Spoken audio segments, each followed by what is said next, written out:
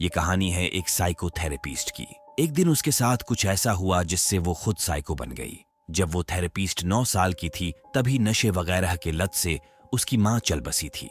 बचपन के वो विचलित करने वाले दृश्य आज भी उसे डरावने ख्वाब बनकर सताते हैं। उस साइकोथेरेपिस्ट का नाम है डॉक्टर रोज कार्टर। एक दिन उनके पास एक इमरजेंसी केस आया। वो एक 26 साल की यूनिवर्सिटी की स्टूडेंट थी जिसे पागलों की तरह व्यवहार करने पर पुलिस ने पकड़ा और सीधे पागल खाने ले आए थे। उस लड़की का प्रोफाइल पढ़ने पर पता चला कि ऑन रिकॉर्ड उसे कोई दिमागी बीमारी नहीं थी, पर पिछले हफ्ते उसके सामने एक कांड हो गया था। दरअसल उसके कॉलेज के एक प्रोफेसर ने उसके सामने हथौड़ा मारकर अपनी जान ले ली। वो लड़की उस घटना की एकलौती गवाह थी। सारा कुछ टटोलने के बाद रोज उस लड़की से मिली। उस लड़की का नाम था लॉरा। वो डर के मारे कोने में सिकुड़ी हुई थी।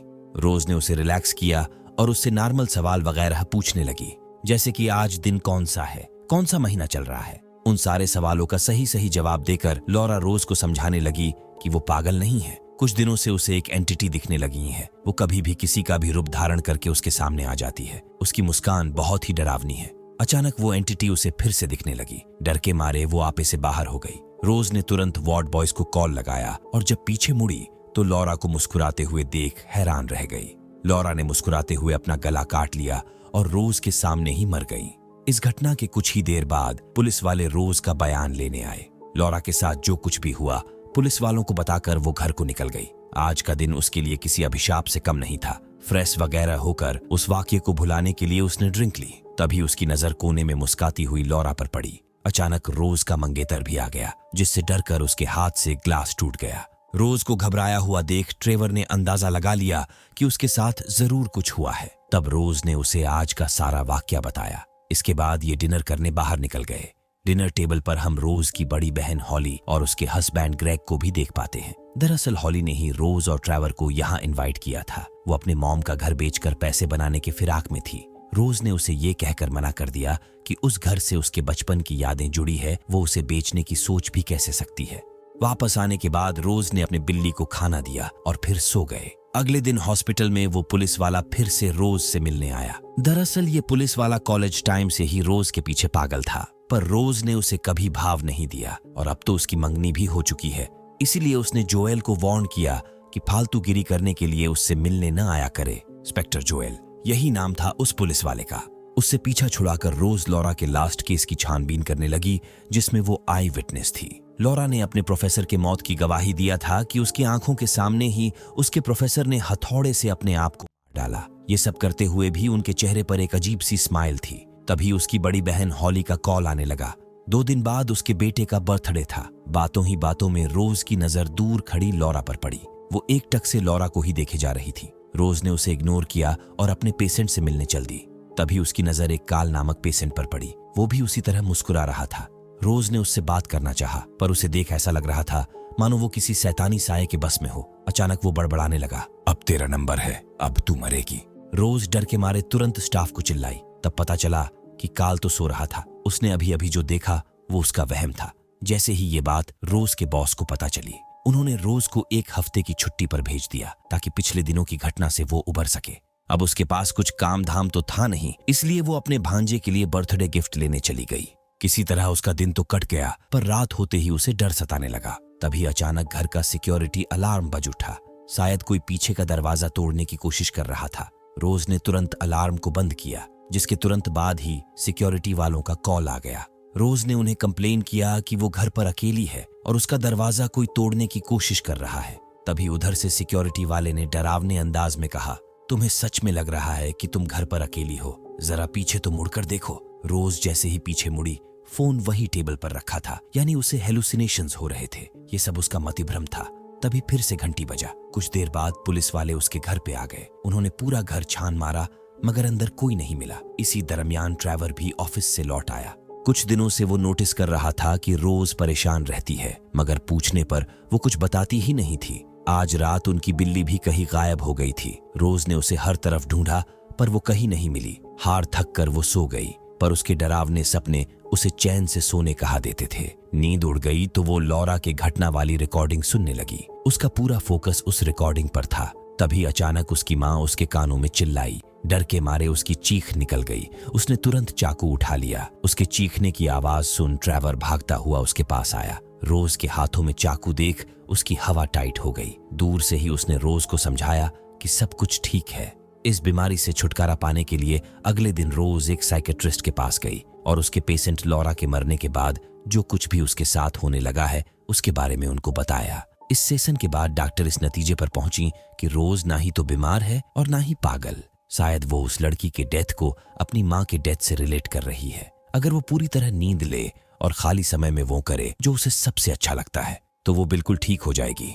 रोज ने डॉक्टर की बात मान ली और सज धज के अपने भांजे के बर्थडे में पहुंच गई। बर्थडे मनाने के बाद हॉली का बेटा सबके दिए हुए गिफ्ट खोलने लगा। जैसे ही वो अपने मौसी के दिए हुए गिफ्ट को खोला, वहां मौजूद सबके होश उड़ गए। उस गिफ्ट बॉक्स में रोज की मरी हुई बिल्ली थी। वो वहां सबको यकीन दिलाने लगी कि ये सब उसने नहीं किया। तभी उसकी नजर कुर्सी पर बैठी एक लड़की पर पड़ी। वो लड़की भी लॉरा की तरह ही मुस्कुरा रही थी। उसे देख रोज ने पागलों की तरह व्यवहार करना शुरू कर दिया और दिखाने लगी ये सब उस लड़की ने किया है। पलक झपकते ही वो लड़की उसके मुंह के सामने आ गई, जिससे डरकर वो वहीं पड़े कांच की टेबल पर गिर पड़ी। उसके पूरे जिस्म में कांच के टुकड़े धंस गए। हॉली ने उसे तुरंत हॉस्पिटल में भर्ती कराया। ट्रीटमेंट कराने के बाद वो ट्रेवर के साथ घर लौट आई। अब छिपाने जैसा कुछ बचा नहीं था, इसलिए उसने ट्रेवर को बता दिया कि उसे एक एंटिटी दिखती है। वो किसी के भी रूप में आकर उसे डराती है। उसे लगता है ये सब उसे उसकी लास्ट पेशेंट लॉरा से मिला है। लॉरा को भी वही सब चीजें दिखती थी। ट्रेवर को लगा कि वो बिल्कुल पागल हो गई है। भला आज के समय में भूत प्रेत जैसे अंधविश्वास पर कौन यकीन करता है। ट्रेवर को भी उसकी बातों पर रत्ती भर विश्वास नहीं था, इसलिए वो चदर तान के सो गया। वही रोज का नींद चैन सब कुछ हराम हो चुका था। वो लॉरा के प्रोफेसर का पता निकालकर अगली सुबह उनके घर पहुंच गई। प्रोफेसर की पत्नी ने बताया कि मरने से पहले उनका बर्ताव अजीब हो गया था। वो काफी सारे अनाप शनाप चीजें करके भूल जाते थे, जैसा कि रोज ने अपने बिल्ली को मारकर गिफ्ट बॉक्स में डाला और भूल गई। प्रोफेसर की पत्नी रोज को उस कमरे में ले गई जहां पर प्रोफेसर ने उन तस्वीरों को बनाया था जो उन्हें दिखते थे। रोज ने उनसे पूछा आखिर प्रोफेसर के साथ ये सब कब से स्टार्ट हुआ था। तब प्रोफेसर की पत्नी ने बताया कि एक शाम प्रोफेसर एक कॉन्फ्रेंस में गए थे। वहीं पर उन्होंने एक लड़की को अपने आप को मारते हुए देखा था।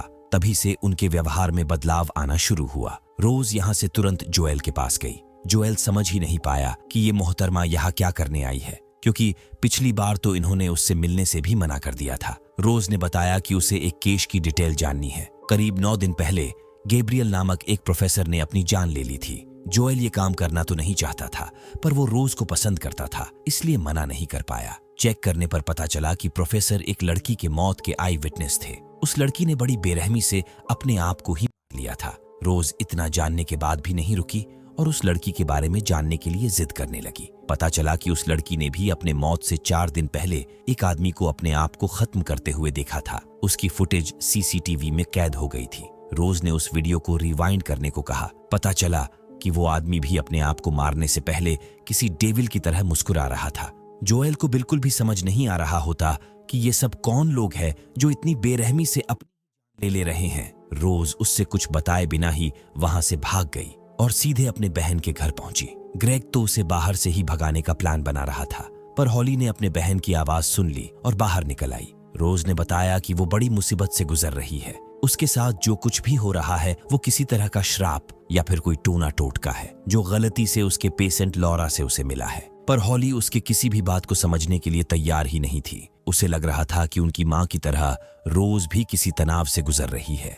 रोज को अपने बहन से भी सपोर्ट नहीं मिला, इसीलिए वो कार में वापस लौट आई। उसे समझ नहीं आ रहा था कि अब किससे मदद की उम्मीद करे, कहा जाए जब अपने ही उसका दर्द नहीं समझ रहे। इतने में हॉली वापस आकर विंडो खटखटाने लगी। रोज जैसे ही पलटी डर के मारे उसकी हालत खराब हो गई। शाम को उसके पास जोएल का फोन आया। रोज के ऐसे ही कुछ बताए बिना चले जाने के बाद जोएल ने रोज के बताए हुए उन सारे केसेस पर तहकीकात चालू कर दिया था। उसे 20 ऐसे केसेस मिले जिसमें 19 लोगों ने अपने आप को ही मार डाला था। उन सभी केसेस में एक ही पैटर्न था, एक आदमी अपने आप को खत्म करता है, फिर उसका गवाह भी 4-5 दिन बाद खुद की जान ले लेता है। तभी रोज ने पूछा 20 लोगों में से वो एक आदमी कौन है जो पैटर्न को ब्रेक करके जिंदा बच गया। जोएल ने बताया कि उसका नाम रॉबर्ट डेली है। एक शाम उसका बिजनेस पार्टनर उसके सामने ही अपनी जान ले लिया। इसके 4 दिन बाद रॉबर्ट डेली ने एक अनजान औरत का खून किया और जेल चला गया।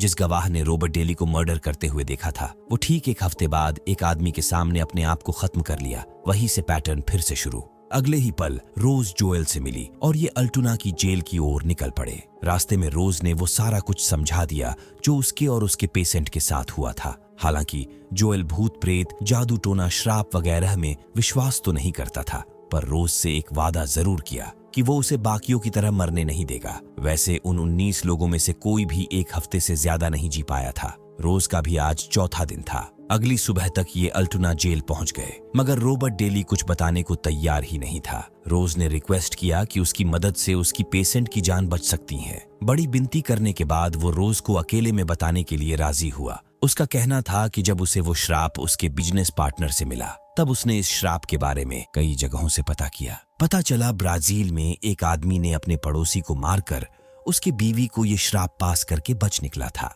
अगर इस श्राप से बचना है तो तुम्हारे पेशेंट को किसी को मारना होगा, पर ध्यान रहे उसका एक चश्मदीद गवाह होना चाहिए ताकि पैटर्न चलता रहे। रोज चिल्ला उठी कि मैं किसी का खून नहीं कर सकती। रॉबर्ट को जैसे ही पता चला कि असल में रोज के ऊपर ही श्राप है, तो उसकी जान सुख गई। वो आपे से बाहर हो गया। इन्हें तुरंत जेल से बाहर आना पड़ा। उन दोनों के बीच क्या बात हुई पूछने पर रोज ने कत्ल करके छुटकारा पाने वाली बात छिपा ली। इसके बाद ये अपने अपने घर लौट आए। कुछ देर बाद रोज के डॉक्टर का मैसेज आया। वो सेशन लेने उसके घर ही आने वाली थी। रोज का अंदर ही अंदर मन कर रहा था कि वो अपने डॉक्टर को मारकर इस श्राप से छुटकारा पाले, मगर इसके लिए तो एक गवाह का भी होना जरूरी था। डॉक्टर घर आई और बातचीत शुरू हुआ। बातचीत के बीच में ही लैंडलाइन पर एक फोन आया। रोज ने फोन रिसीव किया और बात की।